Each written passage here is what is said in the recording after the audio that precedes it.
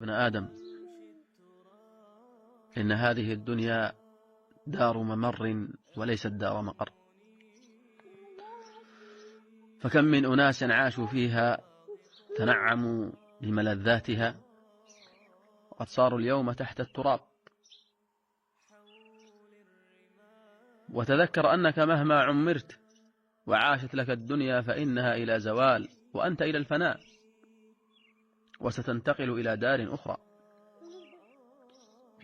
تذكر أيها الكريم أنك محاسب على كل نفس تتنفس، على كل نفس تتنفس، ومحاسب على كل كلمة تنطقها، وعلى كل نظرة تنظرها،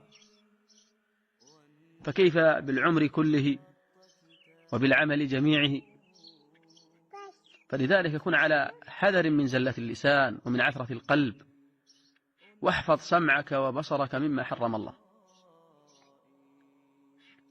واعلم أن القلب إذا صلحت الجوارح كلها، وإذا فسد القلب فسدت الجوارح كلها. فطهر قلبك بذكر الله تبارك وتعالى وتلاوة كتابه العزيز، ثم أكثر من التسبيح وأكثر من الاستغفار،